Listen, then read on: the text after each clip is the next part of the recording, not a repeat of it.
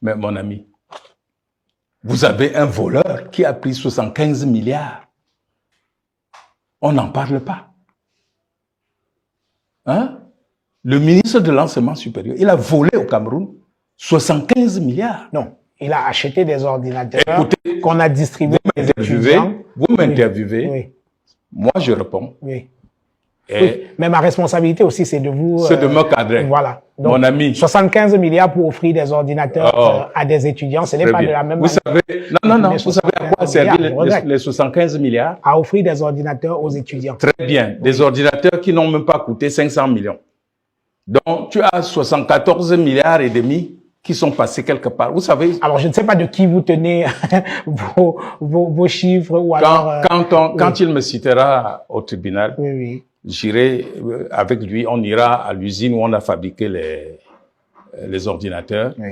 On prendra les factures. Les ordinateurs Paul Biya, soit dit en passant. Non, le nom de Paul Biya est un nom passe-partout. Il semble que si tu prends même la serpillère, tu l'appelles Paul Biya, il va se lever et marcher.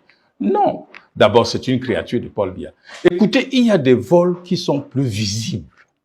Ce que ce gars a fait aux étudiants, au fer de lance, à l'avenir de ce pays. Prendre 75 milliards à crédit. Les lignes 94 que vous parlez là, c'est les impôts que nous avons payés. Mais ce qu'il a pris, c'est à crédit. Donc ces enfants-là vont finir l'école, ils vont aller payer un crédit qu'ils n'ont pas consommé, qu'ils n'ont pas vu. Vous savez à quoi servir ce crédit? Quand vous marchez là dehors, maintenant quand vous marchez, regardez les femmes. Vous verrez dans tous les villages les femmes habillées de l'habit de Paul Biya bleu avec l'oiseau qu'on a confectionné en 2018 pour la campagne électorale. Ce monsieur, parce qu'il ne connaît même pas la valeur de l'argent, je vais revenir au million, en a commandé tellement que jusqu'aujourd'hui, il y a des conteneurs non ouverts. Il y a des parapluies, il y a des pagnes, il y a ceci. Donc les 75 milliards, il a pris une partie.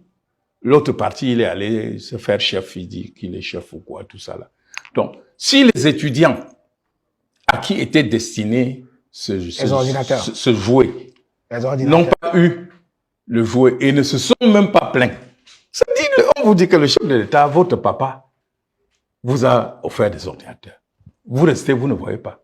Vous ne vous levez même pas pour dire que, papa, les ordinateurs sont passés où? Donc, ils sont sûrs que tout ce qu'ils font passe dans l'opinion et une fois, ça sera oublié. J'ai entendu quelqu'un dire, Martinez Zogo est mort, il a déjà 10 jours, c'est fini, on n'en parlera plus. Ils mentent. Nous parlons toujours de Oumnoumbe. Nous continuons à parler de Wanji. Nous continuons à parler de Monseigneur Dombo. Et chaque fois qu'on parle d'un martyr, son esprit travaille là où il est. Et ces assassins ressentent. Sortons de cette... Vous m'avez dit qu'on ne vole qu'en milliards. Oui. Vous savez pourquoi on ne vole qu'en milliards? Dites-nous. Parmi tous ces voleurs de milliards, aucun ne sait ce que c'est qu'un milliard. Il n'a jamais compté 50 millions. C'est-à-dire, si vous lui donnez 50 millions en billets de 10 000, vous lui dites de vérifier si ça suffit. Pendant 2 jours, il n'arrivera pas. C'est parce que leur milliard, c'est sur le papier. C'est comme le rat. Le rat, il ramasse les arachides, il remplit dans un trou, après il repart. Il ne sait pas qu'il a pris les arachides. 1 milliard que vous entendez là. Si on te donne ça, et tu te dis que c'est ton salaire, tu vas manger 1 million par mois. Tu vas le manger en 83 ans et 3 mois. Si on te donne ça aujourd'hui, ça veut dire que tu ne mangeras même pas la moitié. J'ai dit, tu manges 1 million, tu ne fais rien. Tu as mis quelque part. Mais dis donc, quand un Camerounais prend 1, 2, 3, 4, 5, mais c'est un criminel. Ce n'est même plus un voleur. C'est un criminel. Et la loi du Cameroun est devenue une histoire où le voleur est propriétaire. Est-ce que tu me comprends? Le voleur n'est jamais propriétaire. Le voleur est quelqu'un qui a pris la chose d'autrui sans autorisation. Et quand on l'attrape, on reprend la chose. On ne dit pas qu'on a repris sa chose.